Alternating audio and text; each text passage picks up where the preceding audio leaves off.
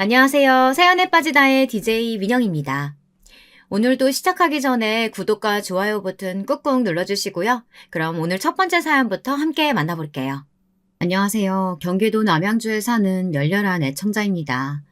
사연 채널 애청자이자 구독가로서 여기에 사연글을 적어보는 건 처음인데요. 몇 년 전 굉장히 통쾌하고 기분 좋았던 경험이 있어 친구들에게 이야기해줬더니 여기에 제보하라고 난리들이더라고요. 그래서 한번 적어볼까 하는 마음으로 컴퓨터 앞에 앉았습니다. 여러분들은 시부모님과 사이가 어떠신 편인가요? 저는 처음에 저희 시부모님이 사실 낯설고도 무서웠는데요. 시댁살이란 말이 괜히 있는 게 아니듯 주변에서 고부 갈등으로 이혼했다느니 하는 이야기를 듣다 보면 자연스레 겁을 집어먹게 되더군요. 그런데 가족이 되고 차차 알아가면서 이렇게 천사 같은 사람들이 있나 싶을 정도로 제가 복 많은 인생임을 알게 되었답니다.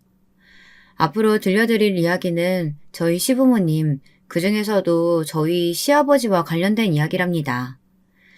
먼저 저희 남편은 시댁의 둘째이고 저는 둘째 며느리로 시댁에 들어갔습니다.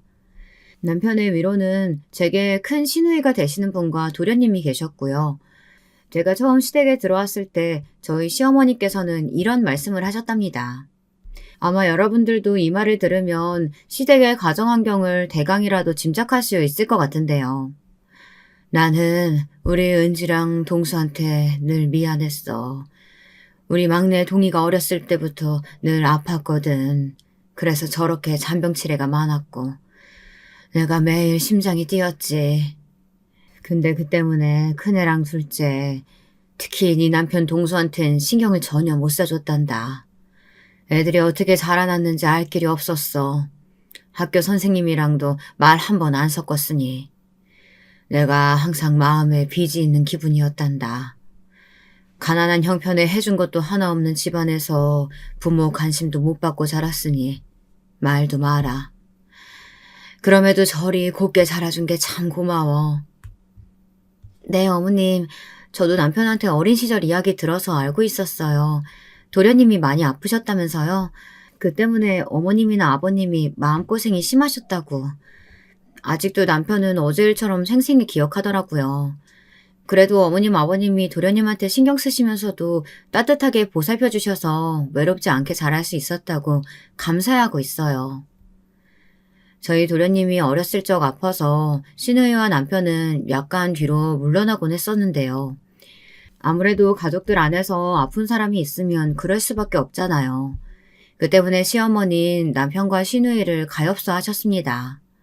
그리고 남편은 어려운 집안 환경을 일으켜보겠다고 어린 나이에 막노동이며 온갖 곳에서 구르며 돈을 벌어다 집에 갖다 바쳤다고 하는데요. 가족이 합심한 덕분에 시댁 집안이 일어날 수 있었지만 시부모님께선 그 부분에 있어 남편에게 마음의 빚이 컸던 모양이었습니다. 남편이 돈을 버느라 생고생하던 것을 시어머니께선 옆에서 다 지켜보셨거든요. 반면에 저는 친정이 유복했던지라 어렸을 때부터 부족함 없는 형편 속에서 자라왔다고 볼 수 있는데요. 친정 아버지가 큰 사업체를 여러 개 운영하셨기에 가난과는 거리가 먼 삶을 살았습니다. 하지만 물질적으로 정반대의 환경에서 자라왔다 해도 사람 보는 눈은 비슷하더라고요. 회사에서 남편을 처음 만났을 땐 뭐든 성실하고 책임감 있게 해내는 모습이 너무나 멋져 보였습니다. 10사람 몫을 거뜬히 해내면서도 생색내지 않는 사람, 그 사람이 남편이었습니다. 외모도 훈훈했던지라 뭇 여직원들이 남편에게 모두 눈독을 들이곤 했죠. 저는 진즉에 그것을 알고 대시를 했고 연애를 시작하자 결혼을 하자고 졸라댔고요. 나중에는 친정에도 선포하고 말았죠. 엄마, 나 결혼할래. 결혼하고 싶은 남자가 생겼어요. 뭐? 아니, 네가 무슨 바람이 불어서 갑자기? 집은 좀 사는 애고? 저희 친정엄마는 집안의 재력 수준부터 물으셨습니다. 이 말씀 한마디로 유추하실 수 있겠지만 저희 친정집은 물질적인 부분을 가장 우선으로 보시는 분들이었습니다. 어렸을 적부터 인이 바뀌도록 들었던 말이 우리 집과 비슷한 수준이거나 그 이상이어야 남는 장사다라는 말이었어요. 자식의 결혼을 장사로 이용한다는 점이 마음에 들지 않았지만 어렸을 땐 그런가 보다 하고 생각했죠. 언니들도 모두 하나같이 저희 집과 비슷한 수준의 부잣집에 시집을 가곤 했으니까요. 그래서 저희 친정 쪽에선 결혼할 때부터 반대가 심했습니다. 저는 남편이 자랑스럽고 뿌듯해했지만 저희 친정 부모님은 남편이 하는 모든 행동을 궁상이라고 표현하기까지 하셨어요. 아니, 네가 고생하는 건 둘째치고 이건 우리 집안의 수치고 우리 얼굴에 먹칠하는 길이야. 어떻게 사돈이 택시기사나 하는 그런 집안에 가서 널 이날 이때까지 키워준 네 부모 얼굴에 똥칠을 하겠다는 거니? 그래, 맞다. 당장 결혼 불러라. 사돈이란 작자들 행색도 꽤 제재한 게 우리랑은 영 수준이 안 맞아. 선택해라. 결혼을 할 건지 가족과 인연을 이어갈 건지. 엄마, 아빠 너무하세요. 어떻게 결혼과 가족 둘 중에 하나를 선택하라고 하실 수가 있으세요? 저는 저희 가족도 소중하고 남편 될 이 일도 사랑해요. 제발 이 사람의 진가를 알아봐 주세요. 눈물을 흘리며 애원했지만 친정 부모님은 강하게 차단하셨습니다. 저도 남편도 둘 다요. 그나마 나중에 저희 외할머니 되시는 분이 이 결혼을 허락하라 말씀하셔서 겨우겨우 결혼까지 이어갈 수 있었지만 그 과정에서 얼마나 부모님과 많은 갈등과 부딪힘이 있었는지 모릅니다. 아무쪼록 결혼을 하고 나선 저는 신혼생활을 이어가며 최대한의 행복을 누리고자 했습니다. 어렵게 한 결혼이니만큼 정말 행복하게 잘 사는 모습을 부모님께 보여드리고 싶었거든요. 그런데 정작 제게 가장 행복을 주셨던 건 남편보다도 저희 시부모니였습니다. 친정 부모님의 반대에 속이 상하셨을 텐데도 내색 한마디 없이 그저 귀한 며느리가 와줘서 고맙다고만 하셨죠. 내가 언제 이런 말 했던가? 이렇게 이쁜 아가씨 내 평생 처음 본다고. 우리 집에 며느리로 들어와줘서 고마워. 우여곡절이 많긴 했지만 다 잘 되려고 이런 일도 생기는 거다. 우린 그렇게 생각하고 있어. 같은 말이라도 다정다감하고 온화하게 말씀하시며 세심하게 챙겨주시는 모습에 제가 많은 감동을 받았습니다. 그리고 남편과 1년 정도 살다 시댁 근처로 집을 옮기게 되었는데요. 당시 시어머니께서 지병으로 한번 쓰러지신 뒤라 건강이 많이 걱정되었거든요. 처음부터 저를 따뜻하게 대해주신 시어머니에게 정성을 다하고 싶었습니다. 그래서 왔다 갔다 하며 살뜰히 챙겨드렸죠. 내가 챙겨줘야 하는데 이쁜 우리 며느리 손길을 받고 있으니 어른이 돼서 미안하네 그려. 고맙다 아가. 아니에요 어머님. 제가 당연히 해드려야죠. 제 부모님과 다름없는데요. 처음엔 저를 낯설어하던 시어머니도 어느샌가 남편보다 제 손길을 받는 걸 편안하게 생각하셨습니다. 택시기사로 일하며 하루하루 바쁘게 살아가시던 시아버지께서도 당신이 잘 보살피지 못하는 부분을 제가 들락거리며 반찬이며 집안일이며 챙겨드리니 너무나 고마워하셨습니다. 나는 며느리 복이 참 많은 것 같다.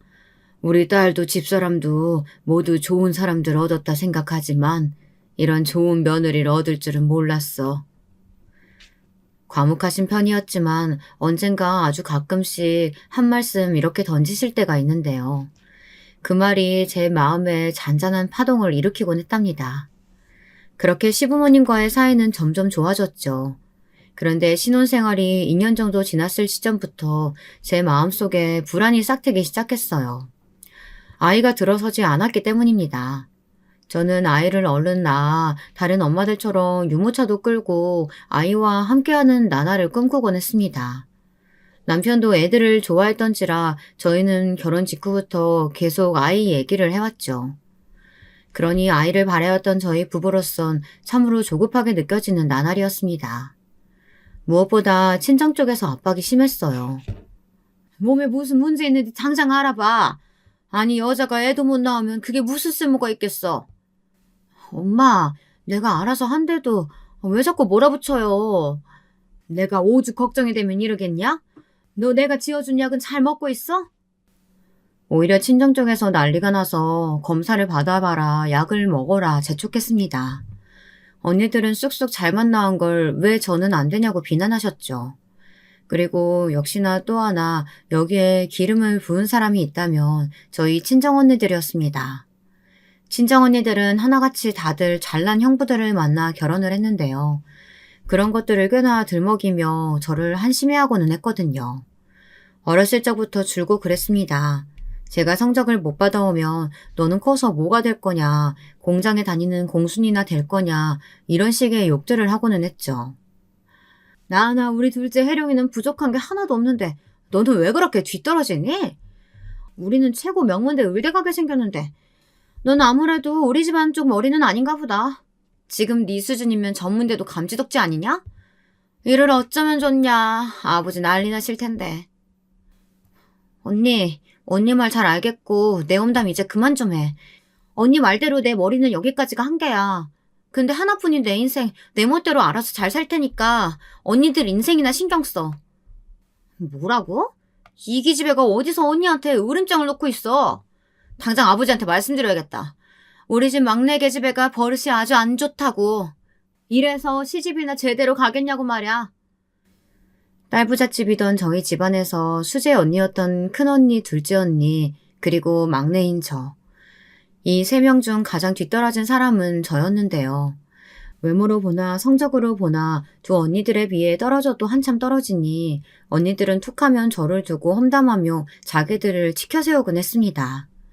그런 언니들이니 뭐 좋은 말을 했겠어요. 나는 네가 좀 창피하다. 내 동생이지만 어디 가서 너 내 동생이라고 말하기도 쪽팔려. 대학도 이상한 데가 직업도 변변찮아.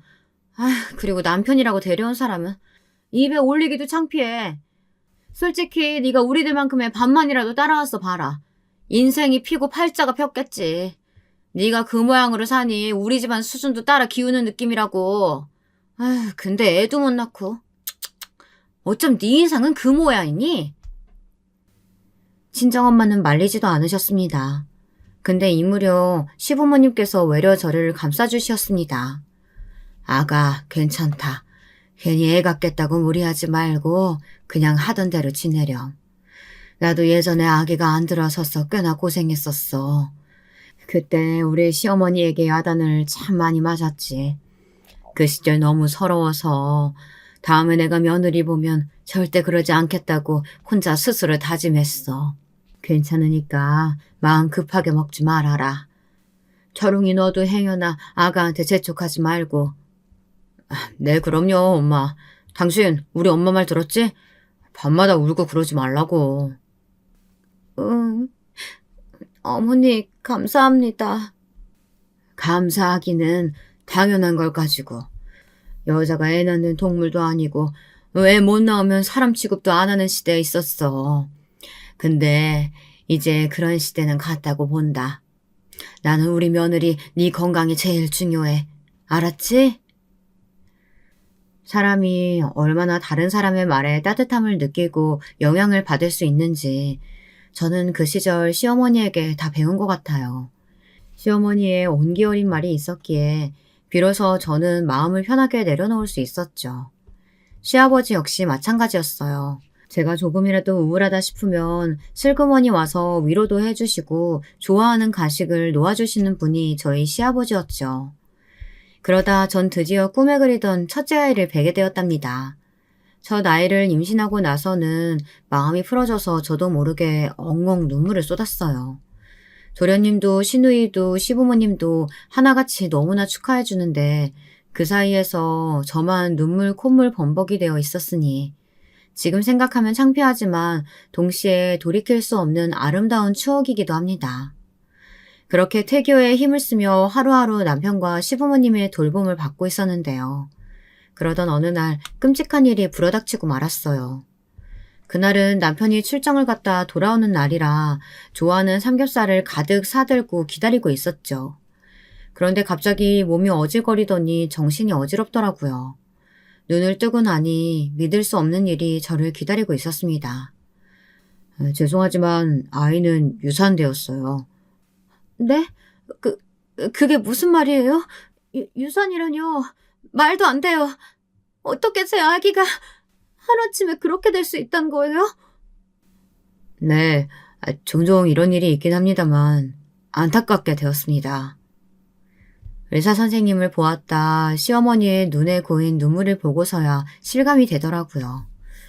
옆에 있던 남편은 어쩔 줄 모르는 표정으로 저를 보고 있었고 저는 그 소식을 듣고 말도 안 된다며 고개를 저었습니다. 그 당시 배가 꽤 나은 상태로 6개월을 넘어가고 있었던 시기였는데 갑자기 유산이라니 믿기지가 않았습니다. 그래서 의사 선생님을 붙들고 아닐 거라고 다시 검사해달라고 조르곤 했습니다. 허나 이미 사라진 아이를 두고 다시 검사해봤자 다른 결과가 나오겠나요? 결국 저는 집으로 태어날 수밖에 없었고 아이를 잃은 슬픔에 차차 무너지고 말았습니다. 아마 유산의 경험이 있으시다면 아실 거예요. 단순히 아이를 잃은 것이 빠르게 무마될 슬픔이 아니고 육체적으로도 정신적으로도 상당히 힘이 든다는 것을요. 저는 그토록 염원하던 아이를 뱃속에서 잃었으니 그 슬픔이 더 강할 수밖에 없었죠. 문제는 제가 이것을 견디지 못하고 우울증 증세로 번져 하루 종일 무기력하게 있었다는 겁니다. 그리고 저희 친정엄마라는 분은 이걸 두고 지적질을 하기 바빴죠. 아이고 한심한 거사. 얼른 애 별 생각이나 해야지. 그러고 있으면 뭐가 해결되니? 아유, 나는 너가 낳았을 때부터 네가 잘하는 거 보면서 생각했다. 저렇게 나약해 빠져가지고는 애나 낳을 수 있을까?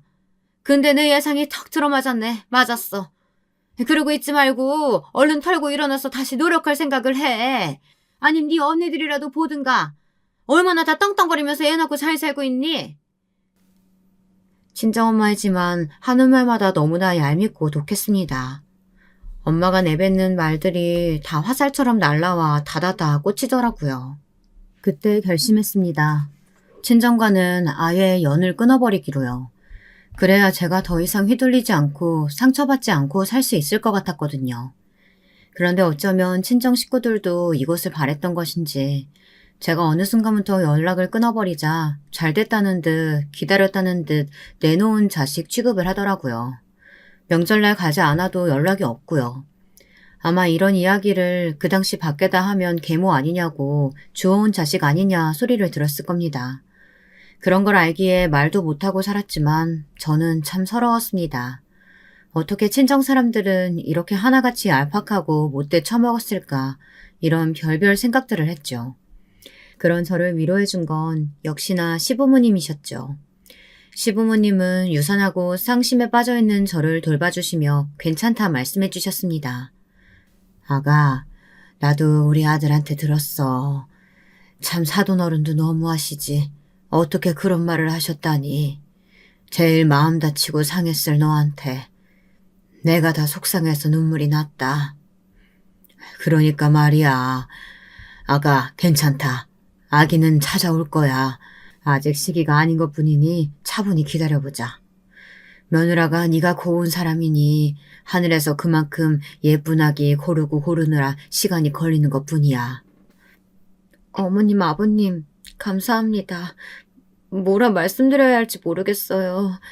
어머님, 아버님께도 죄스러웠는데. 우리한테 죄스러울 게 뭐 있어. 괜찮아. 울지 마라. 이때 특히 과묵하셨던 시아버지께서 제 손을 꼭 잡아주시며 위로의 말씀을 많이 건네주셨답니다. 그것이 저에겐 큰 힘이 되었죠. 시부모님의 지지와 온기 덕분이었을까요? 저는 1년 후 드디어 다시 임신을 하게 되었고 이번엔 예쁜 아들을 낳게 되었답니다. 저희 아들은 어렸을 때 인큐베이터에 있었지만 자라나면선 점점 더 건강해졌습니다. 시댁의 사랑을 듬뿍 받아 그런지 말도 빠르게 배웠고 감정 표현도 풍부한 아이였어요. 그리고 새롭게 알게 된 사실이 하나 있는데요. 그때까지만 해도 몰랐는데 도련님이 상당히 아이를 좋아하시더라고요. 그래서 저희 애와 단란하고 소중한 시간을 많이 보내었습니다. 저에게 도련님은 그저 남편의 어린 동생, 시아버지를 닮은 말 수 없는 조용한 사람 정도였는데 아이를 낳고 나서 이렇게 다감한 면이 있다는 걸 처음 알게 되었답니다. 형수님, 저도 제가 아이를 이렇게나 이뻐하는 사람인 줄 몰랐어요. 근데 보고 있으면 그냥 계속 안아주고 싶고 돌봐주고 싶고 그래요. 제가 너무 유난이죠? 장가도 안 간 놈이. 아니에요. 그런 사람이니 도련님 와이프, 그러니까 제 동서될 사람은 복받은 사람일 거네요. 도련님이 육아 많이 도와주실 테니까요. 그나저나 만나고 있는 사람이 있다고 하지 않았어요? 결혼 생각 없어요? 아, 그게 사실은 이거 형수님한테만 미리 말씀드리는 건데 아무래도 저 언젠간 결혼하게 될 것 같아요. 네? 정말요? 도련님이 결혼을 하신다고요? 어머, 세상에 누구예요? 도련님은 쑥스럽다며 나중에 확정을 짓게 되면 말해주겠다고 하더라고요. 워낙에 사생활을 중요시 여기는 도련님이라 저도 더 이상 캐묻지 않고 남편에게만 조용히 알렸죠. 남편은 궁금증을 못 참고 곧바로 물어보았지만요. 그렇게 저희는 도련님의 결혼 소식을 기다리고 있었습니다. 사실 저희 도련님 직업도 튼실하고 허우대도 좋고 인상도 괜찮은 사람인데 인연이 나타나지 않아 안타까웠거든요. 근데 자신이 먼저 결혼을 할 것 같다고 말하니 이건 빼도 박도 못하는 대형 사건이었어요. 하지만 그렇게 도련님의 결혼 발표 소식을 기다리고 있을 때 더 큰일이 터지고 말았습니다. 아직도 저는 이날을 생각하면 심장이 쿵쿵 뛰네요. 어쩌면 제가 유산했다는 소식을 들었을 때보다 저는 이날이 더 가슴 아프고 마음이 힘들었던 날입니다.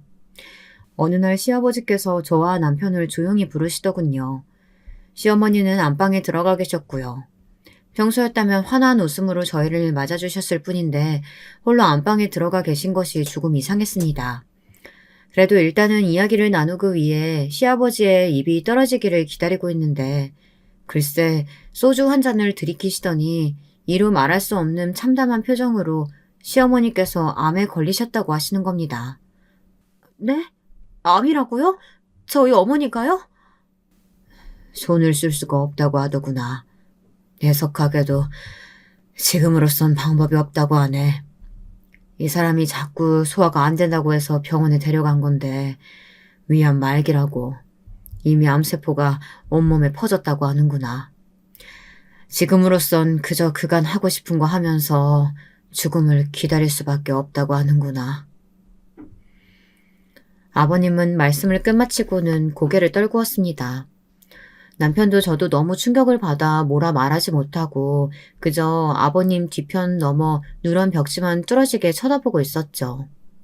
시어머니에게 못해드린 것만 주마등처럼 스쳐 지나가더군요. 저도 모르게 눈물이 왈칵 터져 볼을 타고 흐르고 있는데 그렇게 거실에 정적이 흘렀을 때 시어머니께서 문을 열고 나오셨습니다. 시어머니는 애써 환한 웃음을 짓고 계셨답니다. 얘들아, 많이 당황했겠지만 나 괜찮다.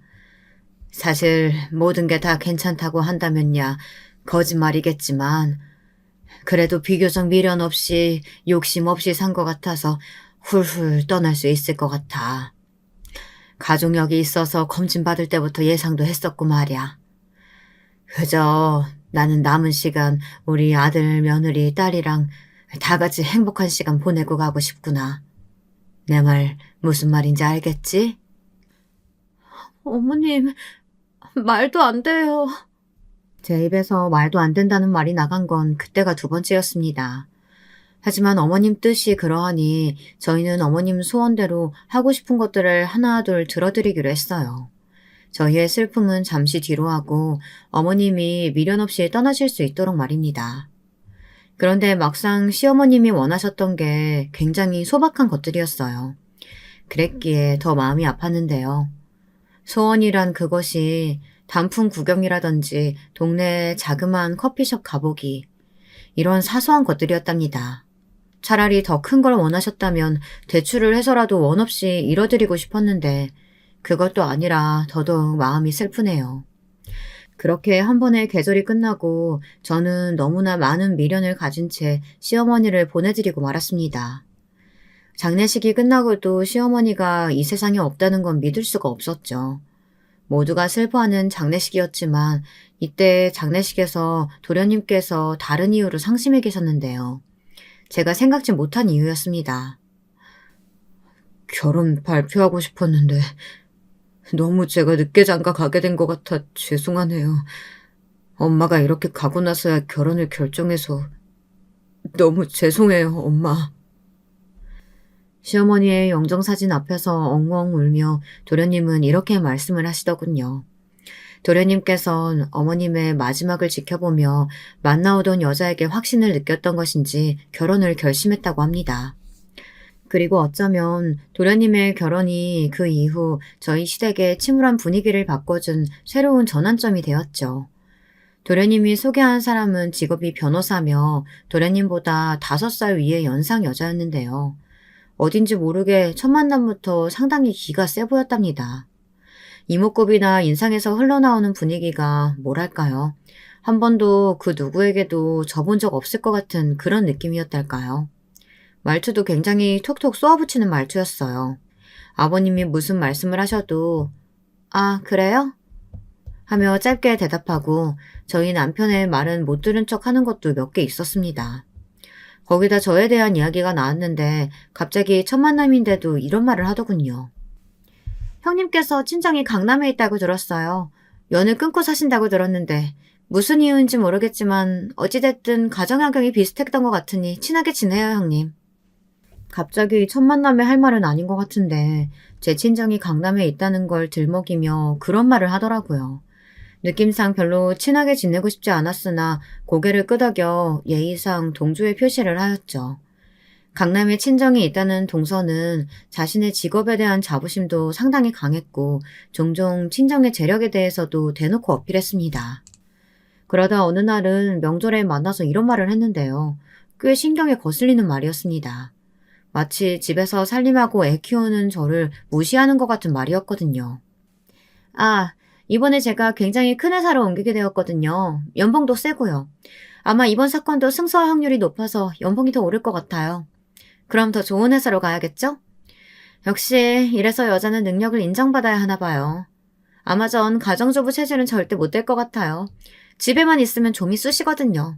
얼른 나가서 일하고 싶어서요. 형님은 그런 생각 안 드세요? 어, 나는 동서가 알다시피 내가 우리 아들이 힘들게 나왔잖아. 우리 아들이 잘 자라주고 행복하게 자라준다면야 더 바랄 게 없어. 나가서 일하고 싶다거나 하는 생각은 글쎄 별로 안 드네. 행복의 기준은 사람마다 다 다르니까. 행복의 기준은 사람마다 다르다. 아, 그런가요? 글쎄요. 전 그렇게 생각 안 하는데요. 형님도 겪어보셨으니 아실 거 아니에요. 친정이 부자라면서요. 돈 많고 능력 있으면 사람들이 저절로 붙고 없으면 그야말로 개밥 찬밥 신세 되는 건데 전 태어나길 부유하고 고급스러운 집안에서 자라 그런지 지금처럼 계속 능력 있는 여자를 살고 싶어요. 아이한테 제 인생 허비하는 거 딱 질색이고요. 저희 부모님도 가정부 두고 저희들 키우셨지 직접 키우시진 않으셨어요. 전 제가 능력 있고 집안 조건 빵빵해야 제 밑에서 자라는 애들도 행복할 거라고 생각해요. 저처럼요. 아, 그래? 그래, 동서 생각이 그럴 순 있지. 근데 우리 남편도 부족하지 않게 벌고 있고, 우리 아이도 너무 행복하게 크고 있어. 동서도 봐서 알잖아. 우리 아들 얼마나 이쁘고 예의 바른지. 네, 그건 그렇죠. 제 말에 동서가 쓴웃음을 지으며 대답하는 게 영 마음에 들지 않았습니다. 말로 저를 이기고 싶었는데 그러지 못하자 약간 분한 표정이었어요. 거기다 어떻게든 저를 짓누르고 싶어하는 모습에서 저는 친정 언니들이 보였습니다. 언니들이 없었다면 저는 이런 돌려가기식의 공격을 눈치 없이 지나갈 텐데 어렸을 때 하도 시달리고 살아 그런지 단번에 알겠더라고요. 거기다 동서는 우회해서 말하는 방법도 잘 몰랐고요. 머리가 나쁘다면 나쁜 거였죠. 티라도 안 나게 해야 욕을 안 먹을 텐데 말입니다. 저는 동서에게 들은 말들을 마음에 담아두진 않았습니다. 왜냐하면 저 자체가 떳떳했기 때문이었어요.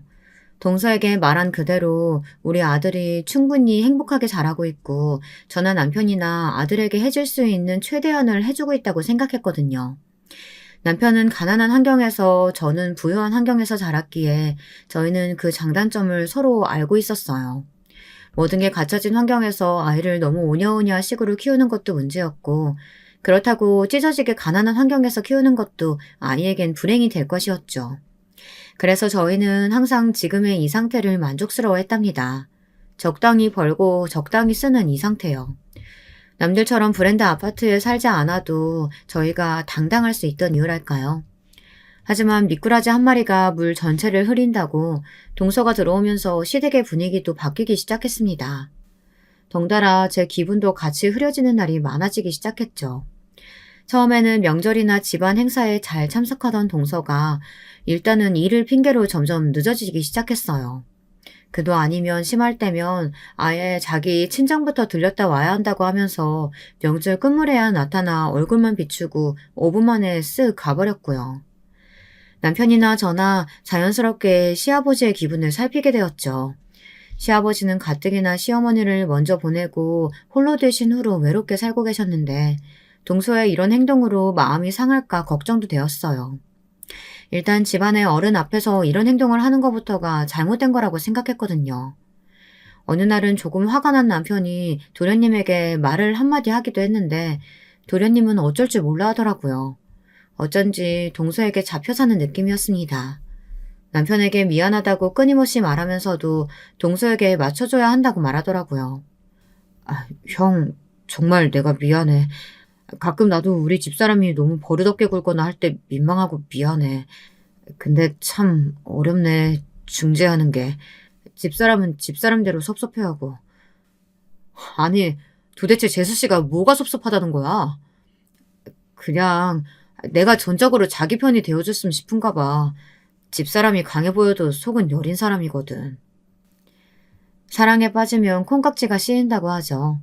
사랑에 빠져 그런 것인지는 모르겠다만 도련님은 어찌됐건 이미 동서의 소나기 안에 들어온 물고기였습니다. 절대 동서의 행동에 이러쿵저러쿵 입을 댈 수가 없는 상태였어요. 저는 그 말을 듣고 어처구니가 없어 픽 웃었고요. 결국 그러다가 일이 하나 생겨버렸습니다. 저희 아들이 초등학생 2학년쯤 때 학교에서 보는 수학 경시대회에서 1등을 했는데요. 동서가 그걸 안 잊고 한 겁니다. 아들이 저한테 자랑스레 시험지를 갖다주며 칭찬해달라고 말해 엉덩이를 토닥여주고 있는데 옆에서 하는 말이 기가 막혔죠. 어머 형님, 요즘 그런 경시대회에서 상 타는 거 애들 기 살려주려고 아무나 주는 건데 너무 칭찬하시고 그러면 안 돼요. 애 버릇만 나빠지지. 어? 아니야. 이거 아무나 주는 거 아니고 우리 아들이 나름대로 많이 노력해서 받아온 거야. 수학을 좋아하거든. 문제 푸는 재미가 있다나? 모르는 문제 있으면 혼자 끙끙대며 밤새 붙잡고 있기도 해. 그만큼 재미를 느끼는 거지. 열심히 하니 상 받아온 건데 왜 그래 동서? 형님, 순진도 하셔라. 형님, 이런 대회 그냥 학교에서 형식 차원에서 주최하고 그러는 거라니까요? 우리 형님이 강남 안 살아서 그런가 아직 교육적으로는 많이 무지하시네. 형님, 얼른 여기로 이사라도 오세요. 그래야 우리 대화가 좀 통하겠어요.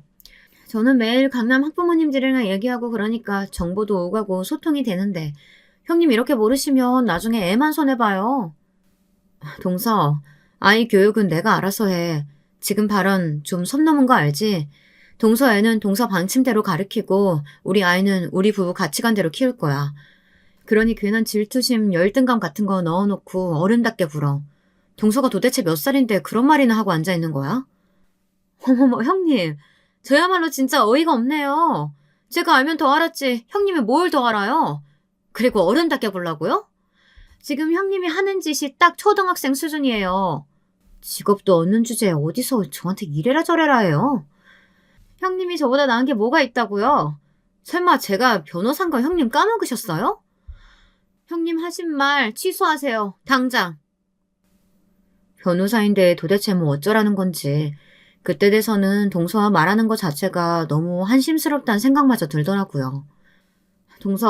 동서가 대통령이라고 해도 난 내뱉은 말 취소할 생각 없고 동서나 가서 반성 좀 하고 와. 동서 같은 사람 아래에서 자란 애가 도대체 뭘 배우고 자랄지 내가 다 고민스럽다. 동서가 씩씩거리며 저와 한판 붙을 기세로 가까이 오더군요. 표정으론 거의 제 머리채를 잡을 지경이었어요. 차라리 잡아서 그냥 몸이라도 붓고 싶은 심정이었답니다. 그만큼 괘씸했고 저도 나름대로 쌓인 게 많았거든요. 명절날 제게 죄다 잡일을 맡긴 것부터 시작해서 틈만 나면 도련님에게 뒤에서 제 험담을 하는 것들이라든지 저희 아이가 입고 온 옷들을 비하한다든지 그런 것들이요. 사람에겐 견딜 수 있는 한계치라는 게 있는 것 같습니다. 동서의 그런 행동들을 받아주고 받아주다 보니 저도 화가 치밀어 올라 그날은 머리 뚜껑이 열려버린 거죠. 그 이후 동서는 저만 보면 작정한 듯 더 시비를 걸고 더 무시를 해댔습니다. 하지만 제가 이래봬도 말빨이 세거든요.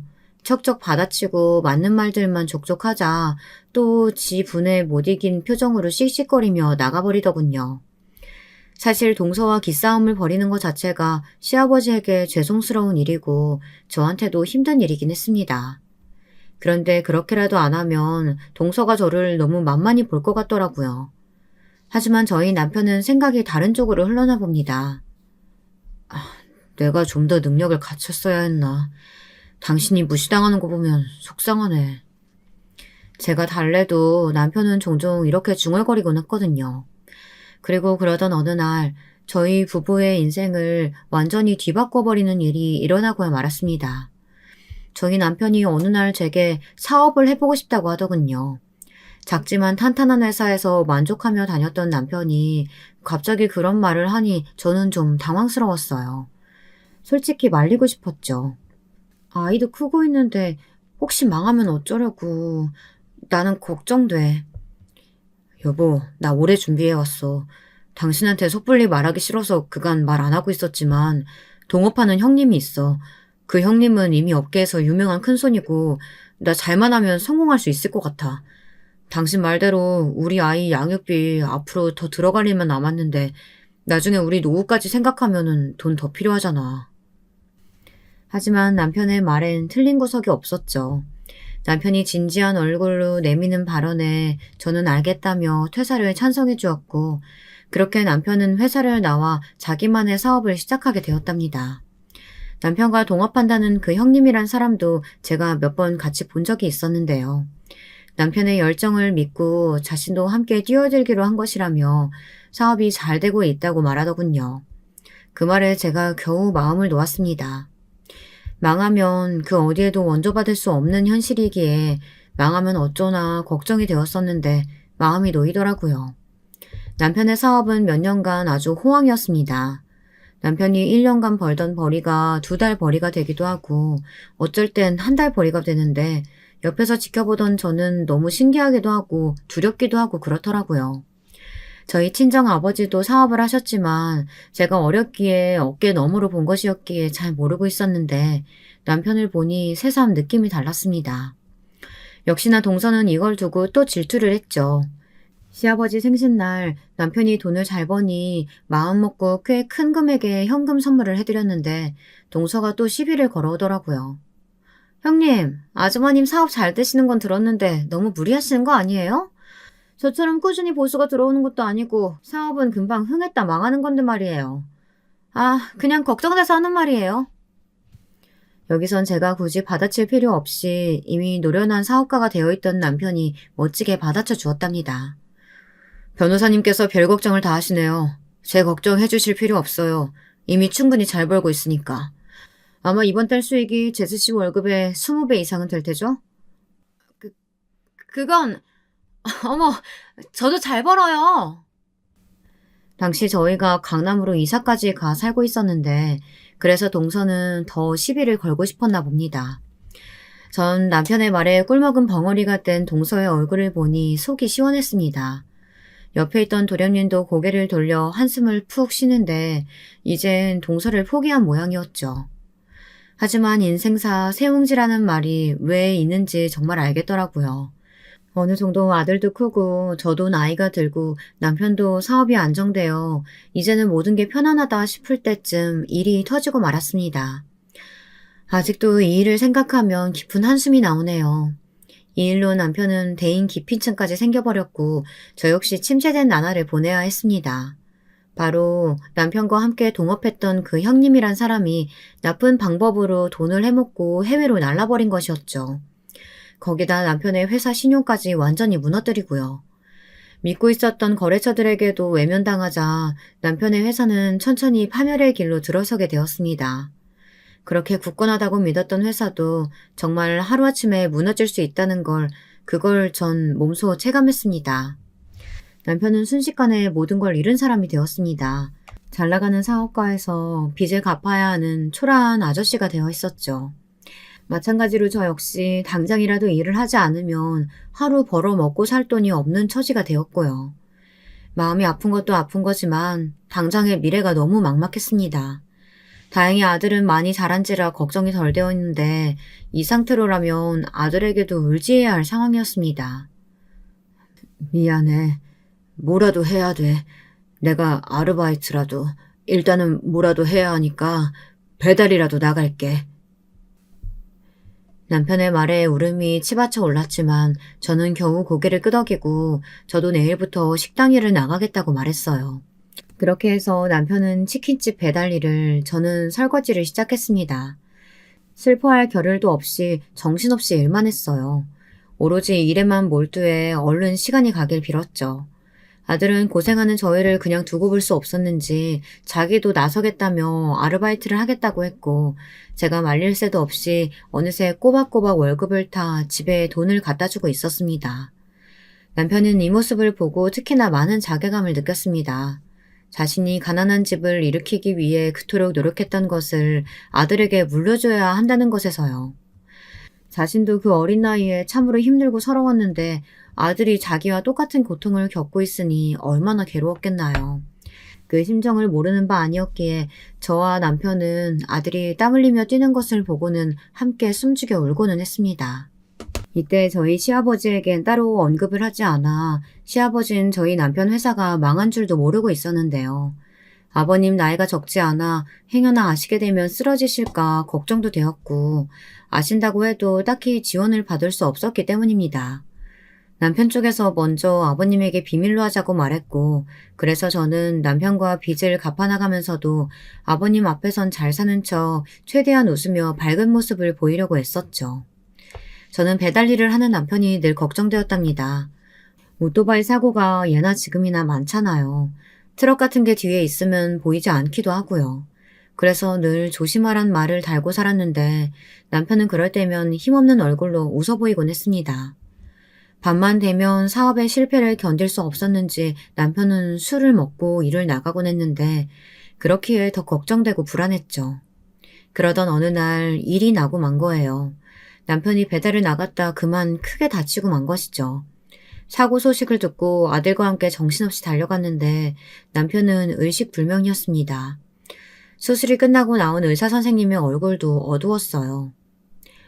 일단 경과를 지켜봐야 할 것 같습니다. 그야말로 남편은 생사를 오가고 있었습니다. 저는 슬리퍼가 거꾸로 신겨진 것도 모른 채 병원 복도에 무너져 엉엉 울었고요. 며칠을 기다렸지만 남편은 자꾸 생에서 사로 넘어가고 있는 것만 같았습니다. 그리고 저는 이제 시아버지에게도 이를 알려야겠다 싶어 가족 모두에게 남편의 상태를 알렸죠. 달려온 도련님과 시아버지 얼굴에선 놀람과 경악이 가득했습니다. 이게 어떻게 된 일이냐? 아가 오토바이 사고라니? 아버님 죄송해요. 제가 그간 말씀드리지 못한 게 있어요. 사실 저희 그이 사업이 안 풀렸어요. 사업이 망해서 저희가 빚을 갚고 있었어요. 뭐라고? 죄송합니다. 정말. 아버님께서 충격받으실까봐 말씀을 못 드렸어요. 그이가 오토바이로 배달 일을 하다가 그만 이렇게 된 거예요. 시아버지는 한순간 참담한 표정이 되었습니다. 빚을 졌다면 아무리 그래도 자신에게 알렸어야지 왜 그 짐을 너희 둘이서 떠안고 있었냐며 질책하시다가 그만 충격을 크게 받으신 건지 몸을 휘청거리기까지 하셨습니다. 결국 도련님과 제가 시아버지를 잠시 모시고 나가 차분히 어떻게 된 일인지 설명하며 이야기를 나누었어요. 그리고 어느 정도 시아버지가 진정된 것을 보고는 택시를 태운 뒤 다시 병실로 돌아왔습니다. 병실로 가는 내내 시아버지를 생각하니 발걸음이 무거웠어요. 그런데 병실 안에 생각지도 못한 사람이 있어 정신이 화들짝 깨더라고요. 동서였습니다. 동서는 아주 무서운 표정으로 남편을 지켜보고 있더군요. 침착하고 서늘한 표정이었습니다. 그러다 뒤를 돌아 저를 발견했습니다. 동서? 왔을 줄 몰랐는데 좀 놀랍네. 당연히 와야죠. 너무 놀라서 일하다 말고 뛰어온 거 있죠? 형님, 아주버님 곧 일어나실 거니까 너무 걱정하지 마세요.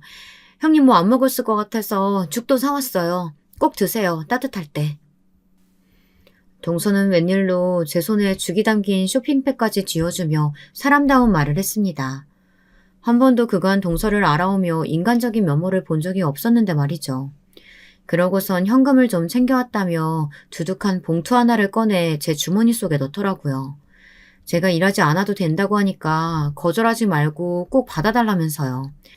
아니야, 이런 거 안 해줘도 돼, 동서. 괜찮아, 마음만 받을게. 아니에요. 가족 좋은 게 뭐 있겠어요. 이럴 때 필요한 게 가족이죠. 근데 말이에요. 전 몰랐어요. 아주버님 사업 잘 안 되신 거. 그래, 내가 가족들에겐 숨겼어. 아버님 쓰러지실까봐 걱정도 되고. 그럴 수 있죠. 근데요, 제가 곰곰이 생각을 해봤는데 어쩌면 잘 된 일 아닐까요? 전 제가 잘못 들은 줄 알았습니다. 뭐? 솔직히 그렇잖아요. 능력도 없는 남편 끼고 살아 뭐해요. 어쩌면 잘 된 일 아닐까요? 아주버님 사망보험금 같은 거 들어놓으셨을 거 아니에요? 그걸로 빚 갚으면 되죠. 제 면전에 대고 악마 같은 말을 짓거리는데 전 그 순간 저도 모르게 손을 들어 동서의 뺨을 아주 강하게 내리쳤습니다. 병실 밖에 있는 사람들이 놀라 기웃거릴 정도로 말입니다. 동서는 얼떨결에 맞아 당황스러운지 뭐라 말도 못하고 어버버 하는데 저는 한 대 더 때리기 위해 손을 번쩍 치켜 들어올렸어요. 그런데 그때였어요. 누군가 동서의 머리채를 잡아채더군요. 그 정체에 놀랐습니다. 바로 집에 가셨을 줄 알았던 시아버지였어요. 너 지금 뭐라고 했냐? 내 아들을 두고, 생사를 오가는 내 아들을 두고 잘 됐다고? 네가 사람이냐? 너는 사람도 아니다. 사람의 탈을 쓴 악마고 악귀지. 지금껏 네가 우리 집안 무시하고 살았어도 내 집사람 유언대로 가족의 평안을 지키기 위해 가만히 나서지 않고 있었다. 근데 이제는 나도 한계다. 시아버지는 그 이후 행동에 들어가셨습니다. 사실 이때 동서의 머리끄댕이를 잡은 건 시작에 불과하셨던 거예요. 놀라움의 연속이었죠. 시아버지는 이 계획을 언제부터 준비하고 계셨던 건지 이미 사람을 써서 동서의 뒷조사를 다 해놓고 계셨고 동서의 아주 큰 비밀을 까발렸습니다. 동서가 정당한 보수 외에 받은 뒷돈들에 대해 말입니다. 시아버지는 그 즉시 동서에 대해 알고 있는 사실을 아는 검사에게 전달했고 시작된 수사에서 동서는 점점 궁지에 몰리기 시작했죠. 그리고 충격적인 한 가지 사실이 더 밝혀지게 되었는데요. 이건 시아버지 당신께서 직접 말해주셨답니다. 아버님, 어떻게 이 많은 걸 준비하고 계셨던 거예요? 언제부터요? 며느리란 애가 바람이 났을 때부터지. 술집 남자애하고 바람이 나서 희희낙낙 돌아다니고 있었더구나. 우연히 대화하는 걸 엿듣게 됐고 처음엔 아들한테 알릴 요량으로 뒷조사를 맡겼지. 근데 나한테 와서 싹싹 비울더구나. 내가 눈치챈 걸 알고서 제발 말하지 말아달라고. 한 번만 넘어가 달라고. 아들 생각하면 말하고 싶은데 손주를 생각하니 입이 떨어지지가 않았다.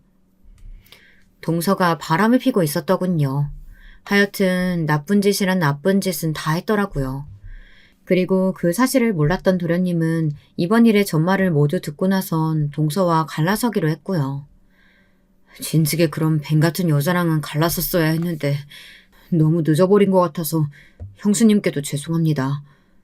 앞으로 남은 시간 제가 이 마음의 빚 갚으면서 살게요. 도련님은 저희 집안의 빚을 자신이 갚고 싶다며 지금껏 모은 돈을 모두 저에게로 넘기겠다고 하더라고요. 처음엔 받지 않으려고 했지만 워낙에 강경했기에 민망한 얼굴로 받았답니다. 그리고 동서가 끝까지 도련님을 물고 늘어지려 하자 결국 소송에 들어갔고 위자료를 받아냈는데 위자료 역시 제게로 넘어왔습니다. 기막히게도 운이 딱딱 맞아 동서의 돈으로 저희 집 빚을 갚은 셈이 되었죠. 그 후 동서는 변호사 생활을 하며 워낙에 뒷돈을 많이 먹은 탓에 크게 벌금을 내고 그 잘난 직업을 내려놓고 집구석에서만 틀어박혀 살게 됐습니다. 자식도 잃었고요. 나중에 알고 보니 동서의 자식인 규철이도 동서가 엄마로서 진절머리 나게 굴었다며 보고 싶지 않다고 해외로 가버렸다고 하더라고요. 그것을 견디지 못했던 동서는 우울증으로 정신병원에 오래 입원해 있었고요. 인과응보란 말이 괜히 있는 게 아니죠. 그리고 저희 남편은 예상하셨겠지만 큰 난관을 거쳐 무사히 회복해 현재는 일상생활을 무리 없이 잘 해내고 있는 중이랍니다. 그것이 가장 좋은 소식이고요. 여러분, 제 사연은 여기까지입니다. 부디 즐겁게 들어주셨다면 다행이고요. 마지막으로 저희 남편과 저 아들 최근에 셋이 합심하여 꽃집을 열었답니다. 부디 꽃가게가 잘 되길 기원해 주셨으면 합니다. 그럼 모두 건강 챙기시고 들어주셔서 감사합니다. 여러분, 두 번째 사연 시작하기 전에 좋아요, 구독 꼭 눌러주실 거죠? 그럼 두 번째 사연 바로 시작합니다. 안녕하세요. 사연에 빠지다를 잘 보고 있는데 오늘은 제가 사연을 보내게 되었네요. 제가 살면서 네 번째로 사귀게 된 남자가 있었습니다. 연애 기간이 2년이 넘어가면서부터 자연스럽게 결혼 이야기가 나오게 되었던 것 같아요. 특별한 계기란 건 없었던 것 같은데 어쩌다 보니 그렇게 되었던 것 같아요. 그때까지만 해도 우연히 길에서 얼굴 딱 한 번 뵈었던 것, 그리고 짧은 통화 2번 한 것, 이렇게만 접해봤던 남자친구의 부모님이었습니다. 저에게는 미지의 존재와도 같은 분들이셨죠. 결혼 이야기가 본격적으로 오가던 마당일 때 인사를 드리러 가기로 했어요. 저보고 집으로 오라면서 맛있는 밥 한 끼나 같이 먹으면서 대화를 나누자고 그러셔서 따르기로 했었고요. 참고로 저희는 2년 넘게 만나는 동안에 그냥 서로의 관계에만 집중하였고 연애에만 충실하였기 때문에 각자의 집안 문제는 배제를 해두었었습니다.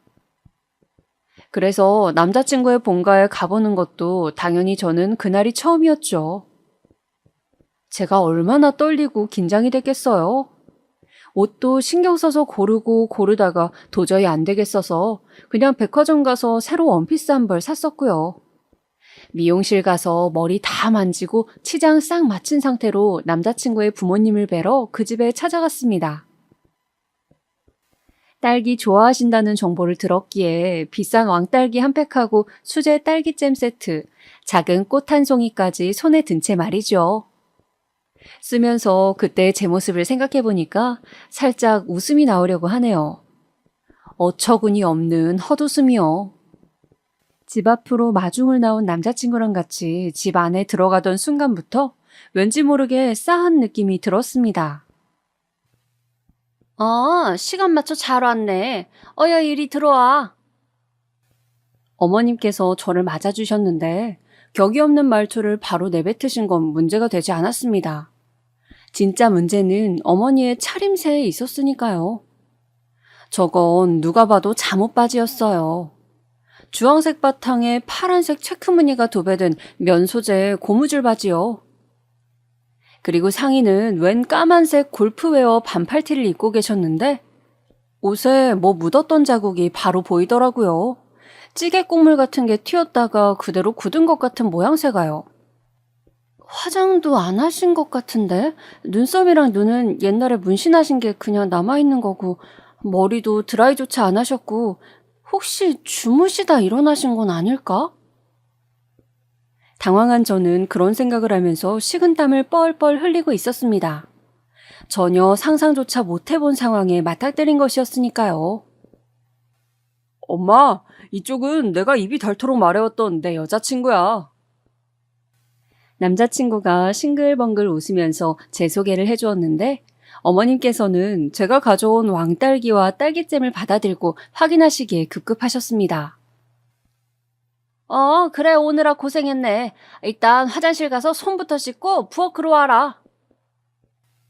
기분이 싱숭생숭한데 어머니께서 그렇게 말씀하시니까 저는 당연히 정말 너무나도 당연하게 저녁 식사를 먹기 위한 단계라고 생각하며 따랐습니다.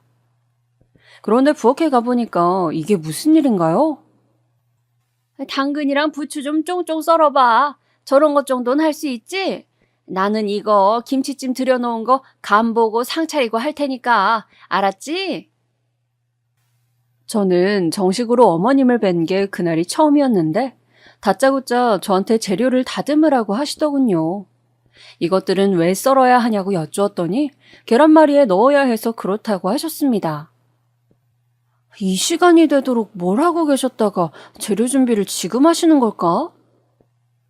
그 순간에 속으로 정말 별별 생각이 다 들었습니다. 아무렇지도 않게 저한테 머리 좀 묶어라, 앞치마 좀 줄 테니까 당장 두르고 해라, 이런 말씀들을 하시는 어머님을 보며 어이가 없었지요. 남자친구는 그제야 식탁 위에 즐비해 있던 잡동사니 치우고 행주로 식탁 닦고 그러더라고요. 기껏 머리부터 발끝까지 공들여 꾸미고 갔더니만 저는 미용실에 들른 보람도 없이 고무줄로 머리를 질끈 묶었으며 백화점에서 구입한 원피스는 앞치마에 가려서 보이지도 않았죠.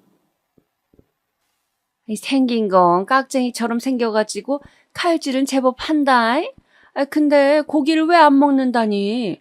남들처럼 고기만 먹었어도 상 차리는데 힘이 반절은 덜 들었겠구먼. 제가 고기 섭취를 좀 멀리하는 사람이거든요. 원래 고기를 안 먹었던 건 아니고 23살에 호주로 여행을 갔다가 거기에서 반년 지내는 동안 채식주의자들을 만날 계기가 있었어요. 그러면서 채식에 대한 관심이 생겨서 많은 공부를 하게 되었고 점차 채식주의자의 길을 걷게 된 것이었죠. 제가 고기를 안 먹는다는 걸 남자친구로부터 미리 전해들으셨던 어머님께선 저의 그런 부분이 별로라는 기색을 내비치셨어요. 아무튼 저는 그 집에 도착해서 꼬박 30분 뒤에 자리에 앉을 수 있었어요. 엉덩이 한번 못 붙여보고 부엌대기로 일을 했던 겁니다. 그런데 아버님께서는 안 보이시네요. 분명 점심때까지만 해도 계시지 않았어요? 남자친구한테서 그렇게 들었기 때문에 집에 보이지 않는 한 분의 행방이 저는 당연히 궁금했죠. 그런데 아버님께서 갑자기 낚시를 하러 외출을 하셨다는 겁니다. 그 양반이 원래 그래. 가만히 있다가도 난데없이 벌떡벌떡 일어나서 어디를 가고 그래. 그냥 원래 그런 사람이니까 마음 쓸 것 없어. 어머님께서 호탕하게 말씀하셨지만 저는 속이 꽉 막히는 느낌이 들었습니다. 남자친구를 만나는 동안에는 전혀 짐작할 수조차 없었던 이 집안의 면모. 대체 어떻게 된 건가 의문이었네요. 얘기만 듣다가 오늘 이렇게 얼굴 보니까 좋네.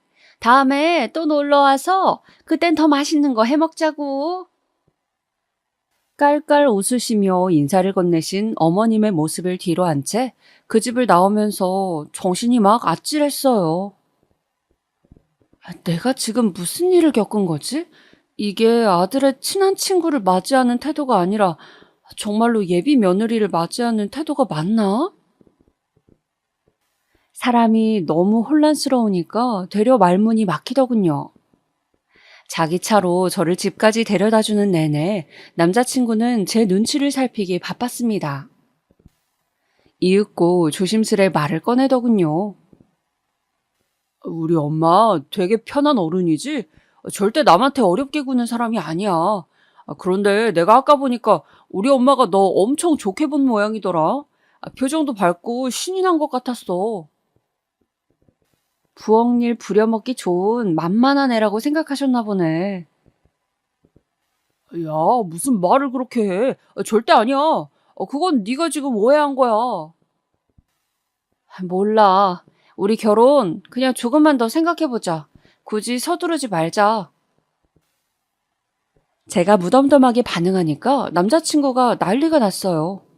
자기가 다 잘못했다면서 다시는 그럴 일 없을 거라면서 어쩌고 저쩌고 떠들어대는데 저는 머리가 아파서 그날 더 대화를 하지 않았습니다. 집에 와서 곰곰이 생각을 해봤죠. 남자친구라는 사람 자체는 꽤 좋은 사람이었고 무엇보다 저랑 잘 맞았거든요. 이해관계에서 통하는 게 많아서 이게 너무 좋았고요. 그런데 결혼까지 하기에는 그날 겪은 게 너무 마음에 걸렸습니다. 머리 싸매면서 고민했어요. 그리고 저는 이쯤에서 사연에 빠지다에 계신 분들을 벌써부터 실망시키게 됩니다. 왜냐하면 그런 일을 겪어놓고도 몇 주 뒤에 결혼 진행을 하기로 결정했기 때문이죠. 제가 급성 장염이 왔는데 남자친구가 살뜰하게 보살펴줬던 것이라든지 결혼 이후의 생활에 대해서 그냥 의견이 잘 맞았다든지 하는 이유들이 있었지만 지금에 와서는 다 핑계일 뿐, 네, 제가 그냥 미쳤었던 겁니다. 어쨌든 결혼을 결심한 가장 핵심적인 이유가 있긴 한데 이건 뒤에 가서 밝혀드릴게요. 이듬해 남자친구는 남편이 되었고 그 문제의 어머님은 제 시어머니가 되셨습니다. 황당한 일을 겪고도 하게 된 결혼. 첫인상은 별로였을지라도 나중에 좋게 반전되는 사람들이 있지 않나요? 저는 내심 시어머니께서 성향이 나랑 다를 뿐이지 사람 자체는 좋으신 분이라고 여기며 기대를 했던 게 사실입니다. 그리고는 결혼하자마자 같이 살면서 저는 시어머니의 본격적인 실체를 접할 수 있었네요. 신혼집에 예상치도 못한 문제가 생겨서 입주가 좀 늦어졌어요. 그래서 정확히 2개월을 시댁에서 시부모님과 함께 살았습니다. 남편이나 저의 직장이 두 군데 전부 시댁에서 가기에 더 수월했기 때문에 친정보다는 시댁을 선택하게 됐어요. 처음 1, 2주일은 제법 괜찮았다고 생각을 하는데요. 그 이후부터는 조금 삐그덕거리기 시작했던 것 같습니다. 우선 시아버지께서 무척 바쁘신 분이셨어요. 아주 공사 다망하신 분이라서 되게 잘 안 붙어 계셨습니다.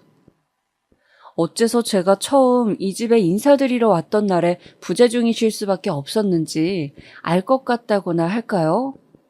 그래서 저랑 부딪히게 되는 쪽은 시어머니가 유일하셨습니다.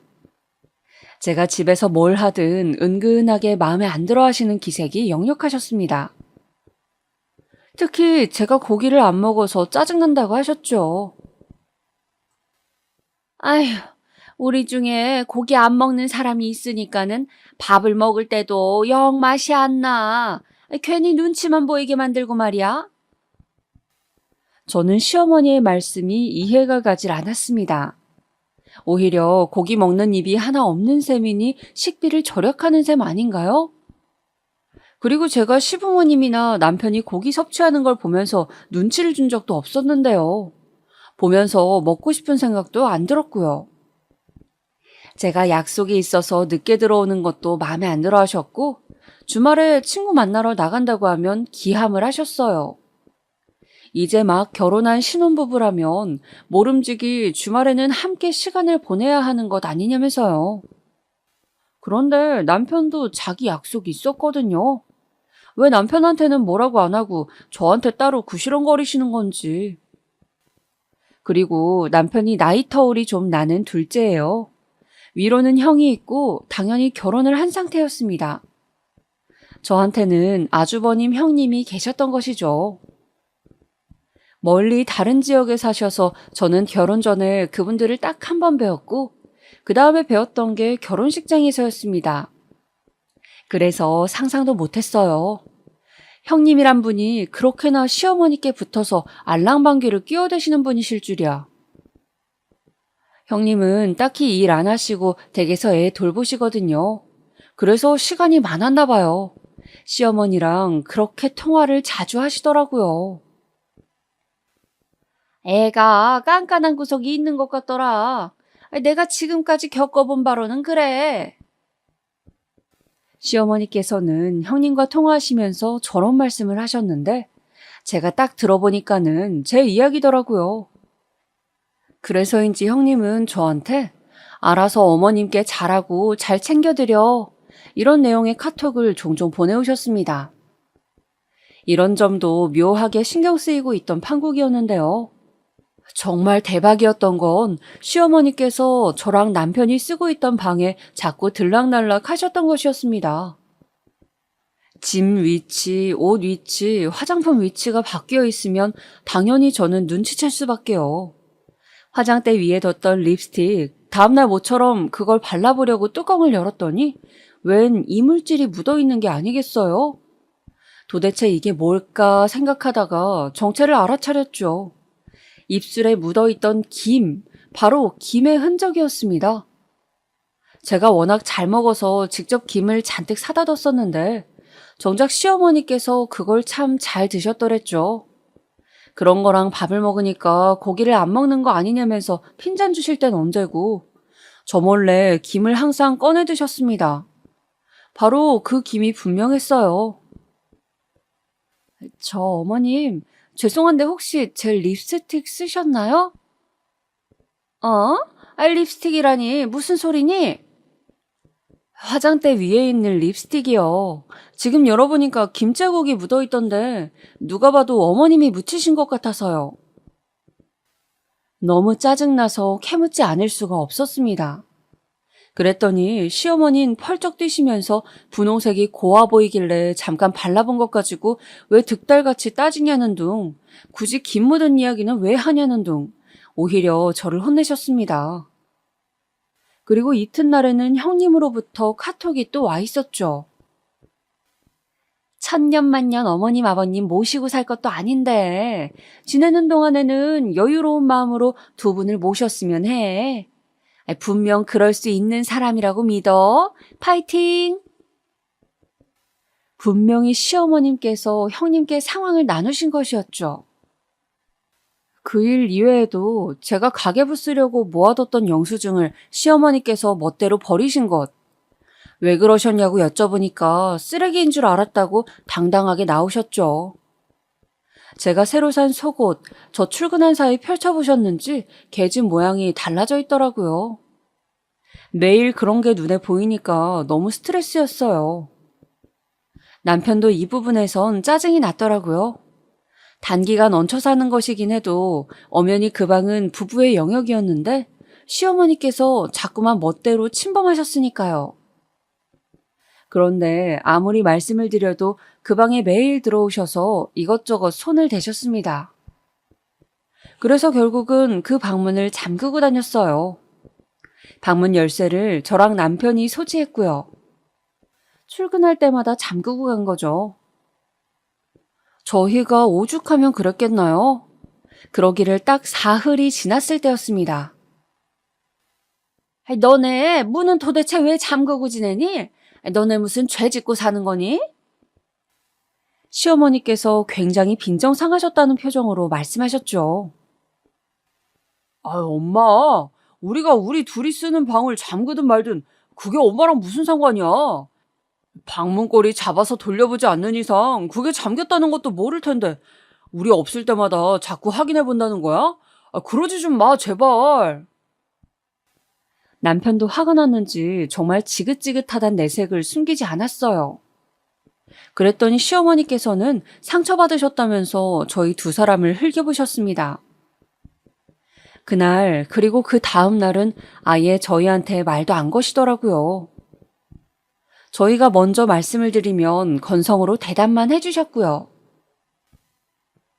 아니, 무슨 어른이 저렇게 속이 좁으시지? 진짜 볼수록 너무 특이하신 분 같아. 저는 그렇게 생각을 했지만 차마 입 밖으로는 내지 못했습니다. 형님의 말 맞다나 천년만년 같이 살 것도 아니었으니까요. 그냥 그러려니 하면서 인내하고자 했습니다. 그러던 중에 그 사건이 터지고 만 것이었어요. 남편이랑 밖에서 같이 늦은 저녁을 먹고 귀가했던 날이었습니다. 저희가 집으로 들어가자마자 보고 만 것, 바로 시어머니께서 저희의 방이 있는 쪽에서 후다닥 걸어 나오시는 장면이었습니다. 엄청나게 당황한 얼굴로 저희를 맞아주셨죠. 오늘은 둘 다 상당히 일찍 왔네? 그리고 어째 둘이 같이 들어왔어? 밑에서 마주쳤어요? 오늘따라 주차 공간이 널널해서 저희 둘 다 지하 주차장 안 내려가고 여기 바로 앞에다가 차 대고 왔어요. 제가 대답하는 동안에도 시어머니께서 누나를 막 초조하게 굴리시는 게 보였습니다. 그리고 그 사이에 먼저 방으로 향했던 남편, 의문에 가득 찬 소리를 내더군요. 이상하다. 방문이 왜 안 잠겨져 있지? 분명히 내가 오늘 출근하면서 잠그고 갔는데. 확실한데? 그 소리를 듣는 순간 설마 하는 짐작과 함께 불길한 기운이 엄습해 왔습니다. 얼른 저도 따라서 방으로 가봤는데 옷장이 열려 있더군요. 남편은 방에서 한숨을 크게 내쉬고 있었고요. 저희가 없을 때 시어머니께서 방에 들어가 이것저것 또 뒤져보신 겁니다. 어머님, 이거 방문 어떻게 여셨어요? 원래 이 방문 열쇠는 2개밖에 없는 걸로 아는데 2개 다 저희가 가지고 있고 혹시 새로 열쇠를 맞추셨다거나 그러신 건 아니시죠? 제가 혹시나 해서 여쭤봤는데 시어머니께서 얼굴에 열이 오르신 채로 아무 말씀도 못 하시는 거예요. 남편도 진짜 깜짝 놀라고 어이가 없었는지 옆에서 계속 헛웃음만 치고. 아니 그러니까 내가 방문 좀 잠그지 말라고 했니 안 했니?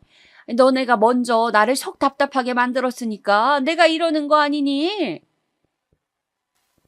이윽고 시어머니께서는 사과는커녕 되려 당당하게 나오셨습니다. 그때 너무 열이 받았네요.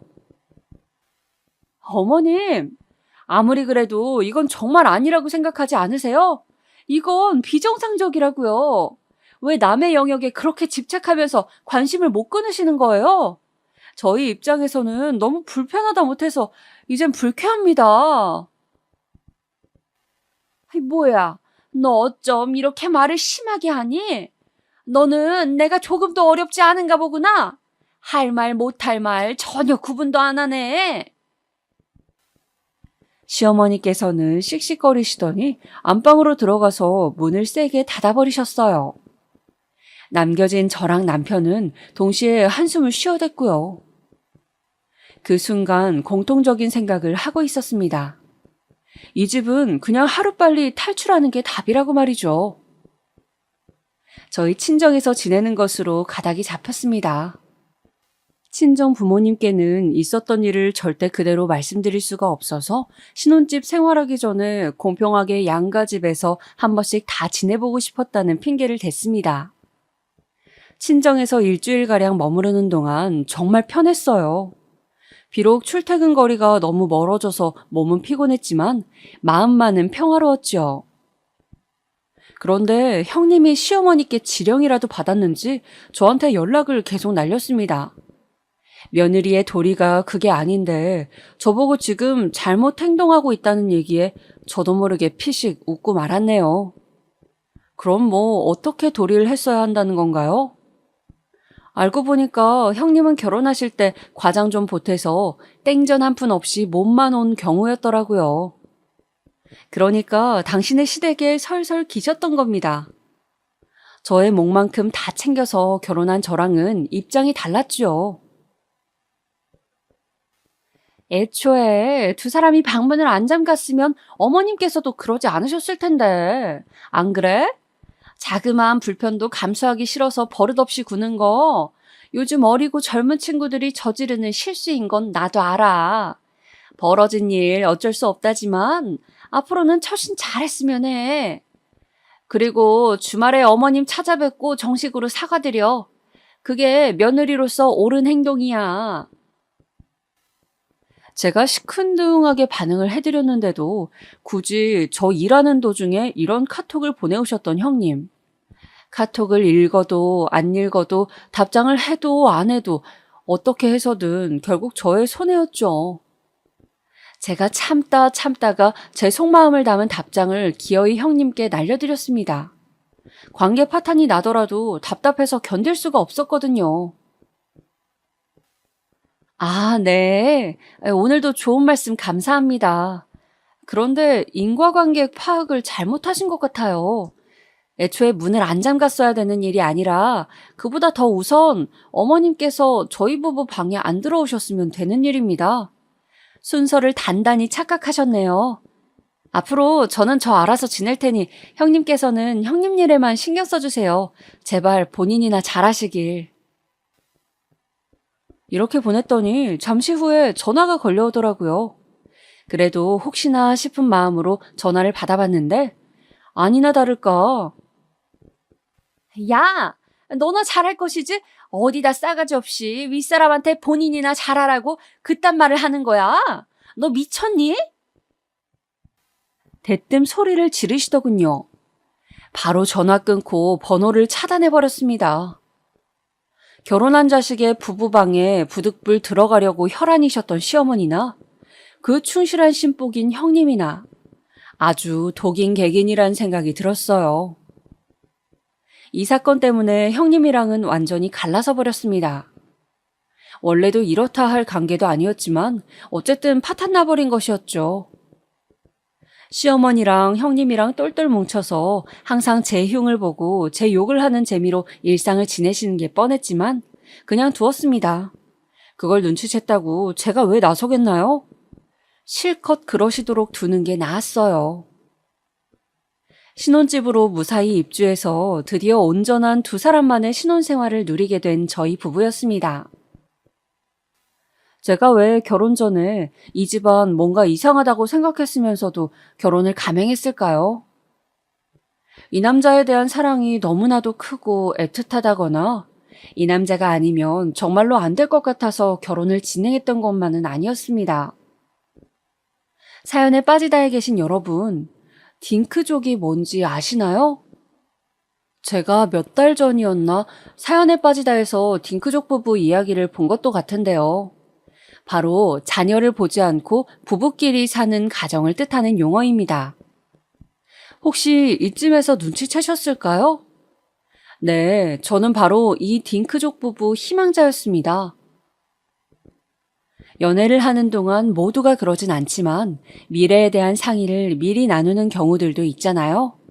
저는 연애 초반기부터 남편에게 말을 했었습니다. 나는 결혼하면 아이는 안 낳고 싶어. 나는 이런 생각을 가지고 있는 사람이니까 오빠가 반드시 참고를 해주었으면 해.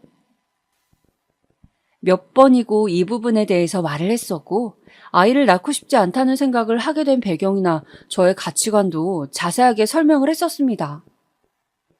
정말 이렇다 해도 괜찮은 것인지, 그럼에도 저랑 결혼을 하고 싶은 것인지 남편에게 확인도 받았었고요.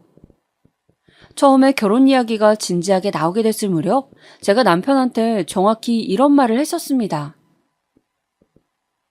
만약에 오빠에게는 아이를 갖고 싶단 바람이 조금이라도 있다면 더 늦기 전에 나는 오빠를 놔주고 싶어. 결혼해서 아이를 낳겠다는 대다수의 여자를 만나서 그런 결혼을 하기를 바라. 나랑은 안 맞을 테니까. 그랬더니 남편은 진지한 표정으로 또 확신 어린 말투로 저에게 답변을 해주었더랬습니다.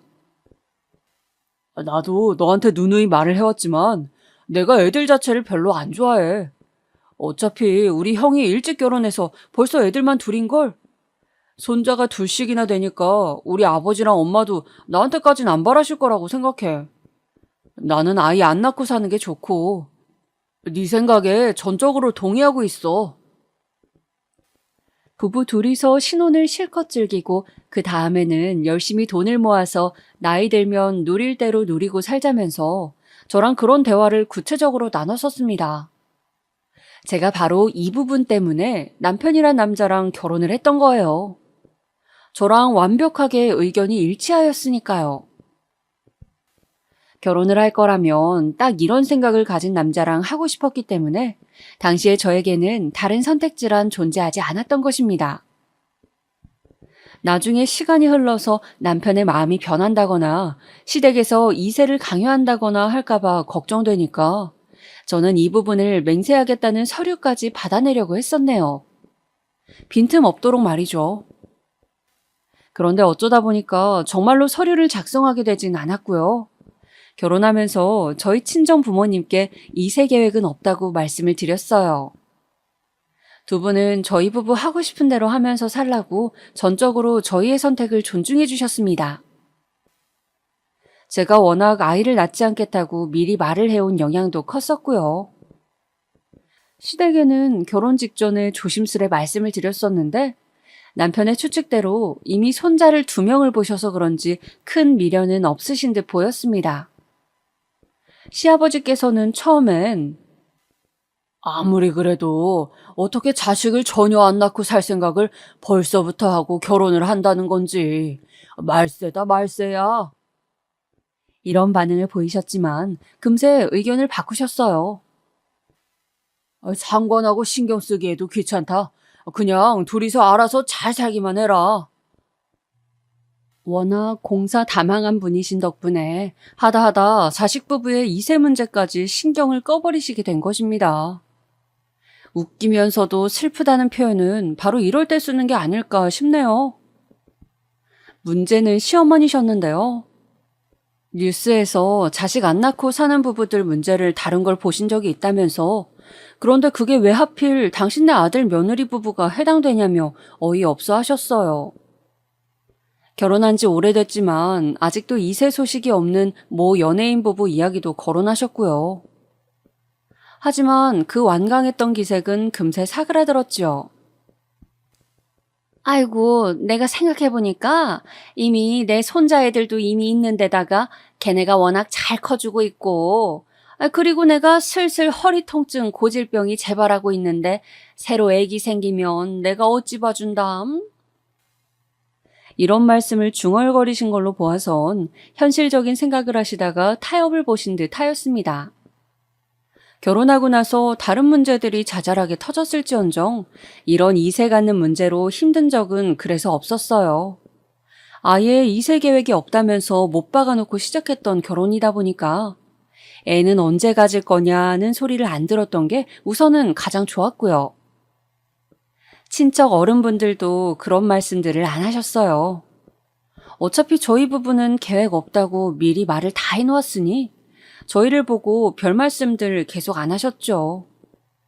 저랑 남편이 둘이서 지내는 동안 때로는 감정적으로 싸우기도 했고 어느 때는 정말 이 순간 배우자 없이 그냥 나 혼자였으면 홀가분했을 텐데 이런 생각이 드는 순간들도 있었습니다.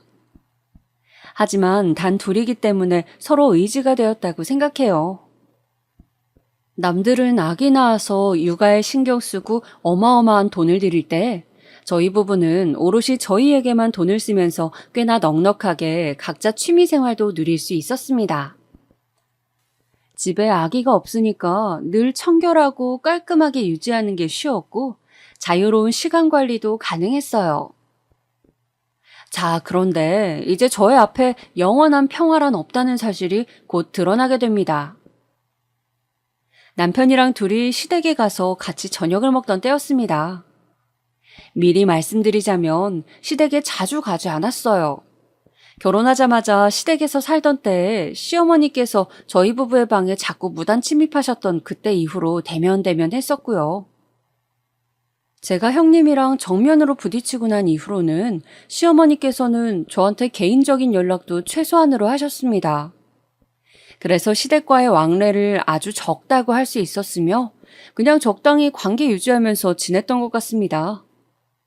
그런데 이날은 왜 저녁을 먹으러 갔던 것이냐면 시아버지께서 친구분들이랑 새벽 등산길에 나서셨다가 크게 다치셨어요. 3주 입원을 하셨다가 퇴원을 하신 주말이었기 때문에 저희가 가본 것이었죠. 아무튼 무난한 분위기 속에서 저녁 식사가 막바지에 이르렀을 때쯤이었습니다. 아휴, 이 양반이 이제는 건강이 예전 같지가 않아서 걱정이 이만저만한 게 아니야. 손주라도 새로 보면 활력이 생길 것만 같은데. 시어머니께서 난데없이 이런 말씀을 하시는 거예요. 저를 힐끔힐끔 쳐다보시면서 말이에요. 시아버지께서는 다리를 다치신 것뿐이었는데 갑자기 건강이 예전 같지 않다는 말씀을 하시는 건 너무 지나친 비약이 아니었나 싶네요. 저는 너무 당황스러워서 옆에 있는 남편을 눈짓했는데 아무 반박도 안 하고 그냥 식사를 마저 하고 있는 거예요. 식사 내내 한마디는 하셨을까 싶은 시아버지께서도 입을 여시면서 많은 거 바람하지 않는다. 그저 덜도 말고 더도 말고 딱 하나만 낳거라. 이렇게 참견을 하시는 것에 정신이 다 아찔했습니다. 시어머니께서는 아들이 아니라 딸을 낳아도 괜찮다고, 손자는 이미 둘 봤으니까 손녀도 하나를 보면 좋겠다면서 들뜬 목소리로 계속 주절대셨죠. 듣는 내내 숨이 턱턱 막혀왔습니다. 말씀 중에 정말 죄송하지만요. 아버님, 어머님, 저희는 결혼 전부터 아이 갖는 문제에 대해서 충분한 대화를 나눴습니다. 상의가 완전히 끝난 이야기예요. 일찍이 저희가 아버님, 어머님께도 이 부분 정확하게 말씀을 드렸었고요. 그때는 분명히 저희 두 사람의 의견을 따르겠다고 그렇게 말씀해 주신 거 아니었나요? 제가 아주 조심스러운 말투로 얘기를 드렸죠. 그랬더니만 시어머니께서 젓가락을 밥 공기 위로 챙 하고 세게 내려놓으시더니 저한테 화를 막 내시는 겁니다. 그때랑 지금이랑 상황이 어떻게 똑같겠니? 너는 네 시부모가 하루가 다르게 늙어가고 있는데 이런 건 생각도 안 해보고 있는 거니? 주변 사람들은 모두 손주 보는 재미로들 산다던데 우리는 가까이 사는 자식 부부가 애들 안 낳겠다고 하니 영 살맛이 안 난다. 아직 시부모님 정정하셨습니다. 60대는 이제 할아버지 할머니가 아니라 아저씨 아줌마라고 여기는 세대인데 하루가 다르게 늙어간다고 이유를 내세우시니까 좀 어리둥절하더라고요. 저희가 손주를 안겨준다고 해서 시부모님 두 분의 노화가 늦춰지는 것도 아닌데 말이죠. 아니, 나는 살다 보면 너네가 품은 그 고집이 꺾일 줄로만 알았지. 설마 계속 고집을 피울 줄은 내가 몰랐네? 갑자기 말씀이 바뀌신 시부모님의 태도에 놀랐지만 그 상황에서 아무 말도 못하고 가만히 밥만 먹고 있는 남편을 보면서 훨씬 더 많이 놀랐습니다. 자동으로 분노가 끓어오르더라고요. 일단은 너무 갑작스러워서 생각의 정리가 필요할 것 같다고 시부모님께는 그렇게 둘러댔습니다. 집으로 가는 길 내내 머릿속이 복잡하더군요. 남편의 안색도 그래 보였고요. 우선 집으로 와서 옷부터 갈아입고 차분하게 남편과 대화를 나눠봤어요. 우리가 결혼 전부터 이세는 안 갖겠다고 충분히 논의가 되었던 이야기인데 오늘 아버님이랑 어머님이랑 두 분 다 갑자기 그런 말씀을 하시니까 너무 당황스러워. 나는 이해가 안 돼. 손주가 새로 보고 싶으실 수도 있지. 그리고 꼭 그 당시에 아이를 안 가지기로 했으면 계속 안 가지는 게 맞는 거야? 사람 생각이라는 게 살다 보면 변할 수도 있는 거잖아. 너는 왜 그렇게 아기를 낳기 싫어하는 건데? 그 이야기는 내가 결혼 전에 우리 연애하던 시절에도 실컷 했잖아. 그래서 지금 뭐 하자는 거야? 아이를 갖자는 거야? 우리 부모님들께 효도하는 것도 되고 내가 주변 사람들 보니까 아이를 낳고 키우는 게 힘들고 돈은 들어가도 그 이상으로 보람을 느끼는 것 같더라. 아이의 존재 자체로 행복이래. 부부의 결속력도 아이로 인해서 높아진다 그러고. 우리가 아이를 낳는 거랑 부모님께 효도하는 걸 왜 연결시켜? 우리 결혼하기 전에 나한테 그랬었잖아. 아이를 안 갖겠다는 생각이 확고하다고. 그때는 그럼 왜 그랬던 거야? 왜 그렇게까지 나한테 확신을 줬던 건데? 야, 너는 사람이 왜 그렇게 꽉 막혀 있어? 살면서 마음이란 게 변할 수도 있는 거지. 남편의 얘기를 듣는 순간 저는 뒤통수를 한 대 맞은 듯한 기분이 들었습니다. 저는 결혼 전의 마음과 결심을 굳건히 지킨 것밖엔 없었는데 변심한 사람들 앞에서 죄인이 되어 있었습니다. 진짜 허망하더라고요. 결론적으로 남편은 아이를 갖고 싶다는 얘기였고 저는 그 의견에 따르고 싶은 생각이 없었죠. 평탄했던 부부의 관계는 그것을 기점으로 금이 가기 시작했어요. 남편은 저에게 틱틱거리면서 말을 퉁명스럽게 해댔죠. 처음에는 제가 받아주고 이해해 주었으나 며칠이 지나도록 계속 그러니까 저도 슬슬 인내심의 한계가 왔고 열이 받은 것이죠. 나이 먹고 왜 이렇게 유치해? 7살짜리 어린애도 오빠보단 성숙하게 행동할 것 같아. 우리가 소꿉놀이 장난하는 것도 아니고 엄연히 부부인데 그렇게 자꾸 감정적으로만 행동하고 애처럼 굴면 어쩌자는 건데? 너 지금 나보고 유치하다고 그랬냐? 너는 뭐가 그렇게 잘났길래 따박따박 훈수질이야? 어느 날 저녁 저희 부부는 서로에게 날을 세우게 되었고 이 말다툼은 심화가 되었어요. 남편이 욱해서는 저에게 삿대질을 하며 이렇게 외쳤습니다. 너 불임이지?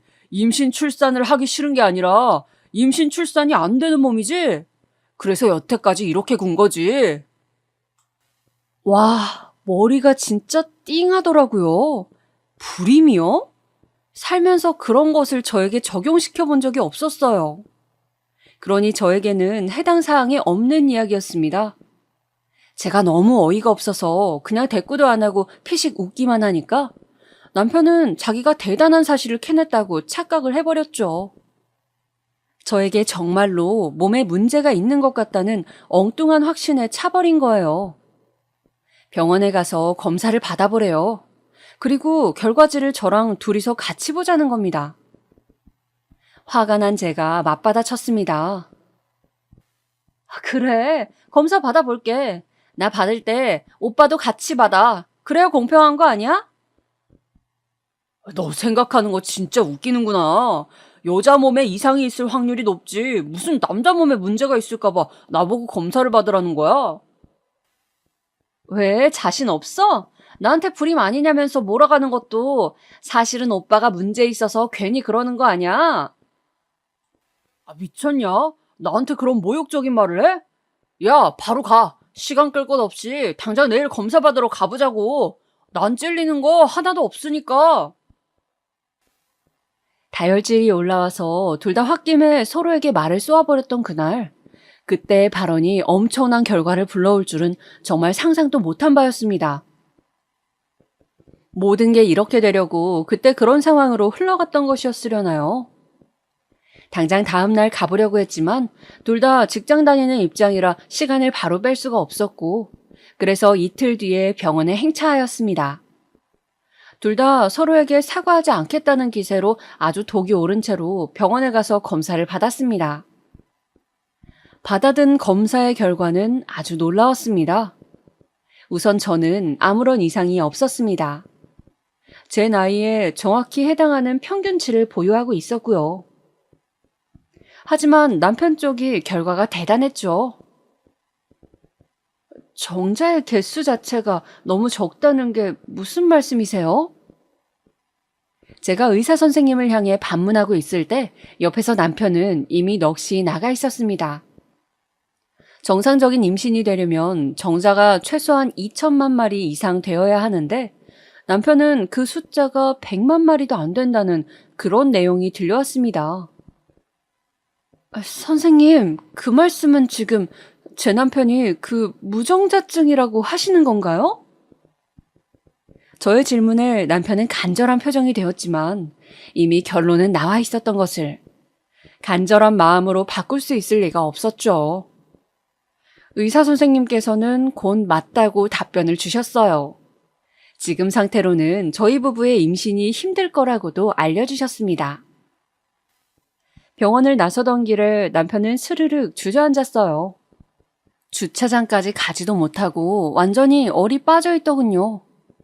생각지도 못한 결과를 받아들어서 놀라고 당혹스러운 건 저 역시도 마찬가지였습니다.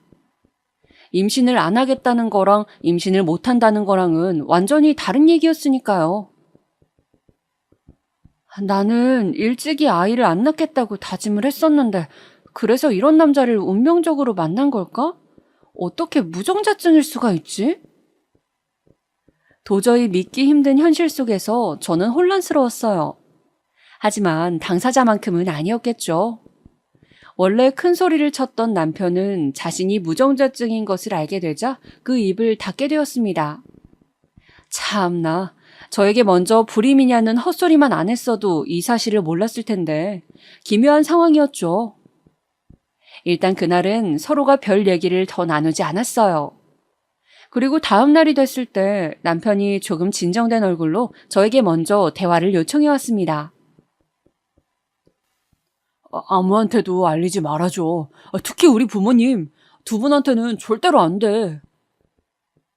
내가 굳이 두 분께 말씀드릴 이유가 없잖아.